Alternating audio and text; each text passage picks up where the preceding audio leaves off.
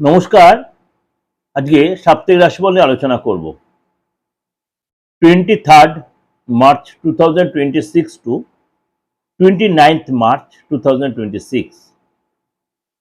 এই সপ্তাহে সারাটা সপ্তাহ কেমন যাবে তার আগে বলে রাখি গো রাশির সিচুয়েশনটা। এখন কিন্তু নবরাত্রি চলছে, এরপরে আমাদের বাংলা নববর্ষ চালু হচ্ছে, সেটা নেওয়ার চেষ্টা করবো আপনাদের যে প্রোগ্রাম দেওয়ার জন্য। অবশ্যই তার আগে আজকে ছোট কিছু বলে রাখি গো রাশির সিচুয়েশনটা। মীন রাশিতে বিরাজমান রয়েছে শনি, সেখানে রয়েছে শুক্র এবং সূর্য, অর্থাৎ ত্রিগ্রহী যোগ তৈরি হচ্ছে, শুক্রাদিত্য যোগ তৈরি হয়েছে। এছাড়া কুম্ভ রাশিতে রয়েছে আপনার রাহু, বুধ, মঙ্গল। মিথুন রাশিতে রয়েছে দেবগুরু বৃহস্পতি, আর সিংহ রাশিতে রয়েছে কেতু। এই সিচুয়েশনে মেষ টু মীন রাশির উপরে কি প্রভাব পড়বে চলুন তো একটু আলোচনা করে নিই।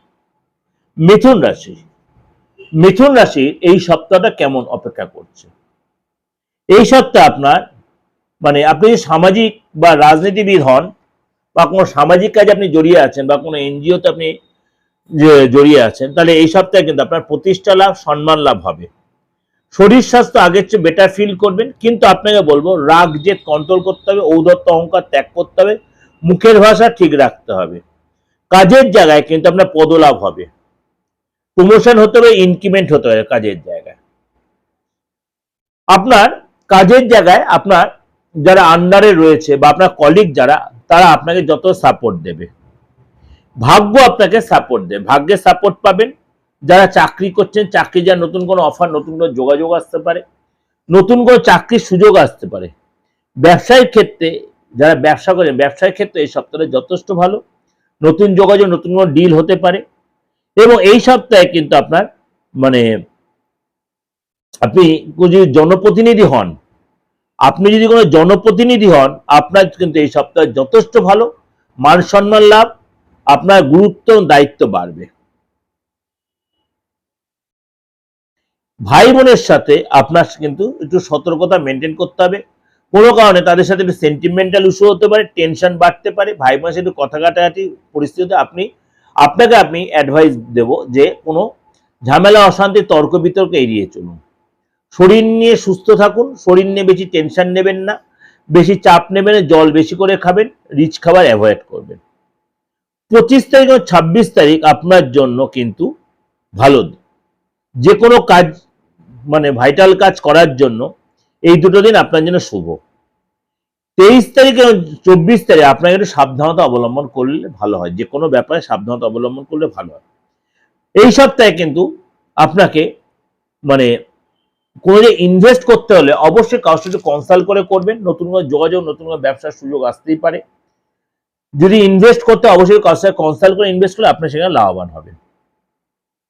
পড়াশোনার ক্ষেত্রেও ভালো, খালি আপনার যদি বাইরে যাওয়ার কোনো সুযোগ আসে বা আপনার নতুন কোনো হায়ার স্টাডি করার কোনো সুযোগ আসে, আপনি চুজ করুন 25 তারিখ বা 26 তারিখ দিনটাকে চুজ করে নেবেন, সেটা আপনার জন্য ভালো হবে। এটা আপনাকে যে ওভারঅল একটা প্রেজেন্টেশন দিলাম, অবশ্যই আপনাদের আমি একদম শরীর স্বাস্থ্য থেকে, প্রেম রিলেশন থেকে আরম্ভ করে আপনার সবকিছুই বললাম। অবশ্যই ভালো লাগবে, ভালো লাগলে অবশ্যই লাইক করবেন, শেয়ার করবেন। আর যেটা আপনার বারবার আমাকে বলছেন দাদা এই যে নবরাত্রি চলছে, আপনি এই সময় যে কোনো তন্ত্রমন্ত্র আমাদের কিছু কাজ, আমি বলছি তন্ত্রমন্ত্রের কাজ নবরাত্রিতে অবশ্যই ভালো হয়। যেটা আমাদের আশ্বিন মাসের নবরাত্রি সেটাও আমরা কাজ করি, চৈত্র মাসের নবরাত্রি সেটা তো যারা তন্ত্রমন্ত্রের কাজ করে তারা সবসময় করে। এছাড়া আদার্স যে দিনগুলো আছে 365 দিন, সেই দিনগুলো সবকটাই বিশেষ বিশেষ কিছু দিন আছে। তাছাড়া সবসময় আমাদের কিছু কিছু দিনক্ষণ থাকে, সেই সময় কাজ করাই যায়।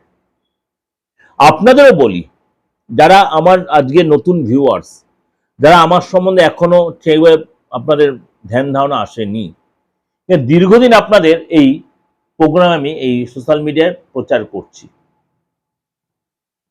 সুতরাং আপনারাও এই সময় বলুন বা পরবর্তী সময় বলুন, তন্ত্র মতে কোনো প্রতিকারের জন্য, যে কোনো প্রতিকার, খালি মৃত ব্যক্তিকে বাঁচানো সম্ভব নয়, মুমূর্ষু ব্যক্তিকে বাঁচানো খুব সম্ভব নয়,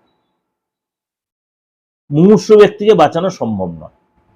তাছাড়া মনে কোনো আইনি ঝামেলা বলুন, আপনি শত্রুর জ্বালায় জর্জরিত হয়ে যাচ্ছেন, মানসিক প্রচন্ড চাপ আপনার অর্থকেও আটকে রেখেছে, ভীষণ একটা চাপে পড়ে যাচ্ছেন, লোকে আপনার সাথে ভীষণ কনস্পিরেসি করছে, জেলাসি করছে, মানে বস সাথে সুসম্পর্ক তৈরি হচ্ছে না, বারে বারে চাকরিটা চলে যাচ্ছে বা হতে হতে মুখের সুযোগ হাতছাড়া হয়ে যাচ্ছে, এই যে কাজগুলো ক্রিটিক্যাল কাজগুলো, বা স্বামী স্ত্রীর মধ্যে একটা বন্ডিং এর অভাব, বা বিয়ের একটা জায়গাটা আটকে যাচ্ছে, কেউ আপনার বেঁধে রেখেছে, সম্পত্তির দিক দিয়ে প্রবলেম, এই জিনিসগুলো আপনি অবশ্যই তন্ত্রমতে রেক্টিফিকেশন করার কিন্তু বিরাট সুযোগ আপনি আমার থেকে নিতেই পারেন। সুতরাং তার জন্য কি করতে হবে, কেন এগুলো সবই গুপ্তবিদ্যা, গুহ্যবিদ্যা, এই তন্ত্র নিয়ে আলোচনা করতে চাই না, আপনাদের রিকোয়েস্ট নিয়ে আলোচনাটা বারবার করতে হয়। সুতরাং আপনারা কিন্তু অবশ্যই তন্ত্র, কেন আমি বারে বলি রক্তের মধ্যে আমার তন্ত্র, যারা আমাকে চেনেন তারা জানেন, যারা আমার পুরনো ক্লায়েন্ট তারাও জানেন কি কি কাজ বা কি কি অসাধ্য সাধন আমি করে দিয়েছি। তন্ত্রের মানে অনেক স্টেজ রয়েছে, অনেক স্টেপ রয়েছে, এক একটা তন্ত্রের এক রকম, কখনো বুদ্ধিস্ট তন্ত্র, কখনো আপনার আমাদের মুসলিম তন্ত্র, কখনো হিন্দু তন্ত্র, কখনো আপনার জৈন তন্ত্র, বা কখনো আপনার কি বলবো চাইনিজ যে তন্ত্র, সব রকমের সিস্টেম কম বেশি আপনাদের আশীর্বাদ আমার রপ্ত করেছি। এবার যাকে যে ট্রিটমেন্টটা দেওয়া উচিত সেটাই আমি অ্যাপ্লাই করার চেষ্টা করি। সুতরাং রোগ অনুযায়ী ওষুধ অ্যাপ্লাই করা। যদি মনে হয় যোগাযোগ করবেন কোনো কারণে, দেশে বা বিদেশে যারা রয়েছেন, যে কোনো ধর্মের যে কোনো সমন্বয়ের লোকেরা অবশ্যই যোগাযোগ করতে পারেন, নির্দ্বিধায় বলছি। চেষ্টা করব, কারোর হয়তো কাজ খুব মানে তুরান্ত হয়ে যায়, আর কারোরটা একটু দেরি হলো, সে কাজটা কিন্তু সে পায়, অবশ্যই পায়। ভালো থাকবেন, নমস্কার।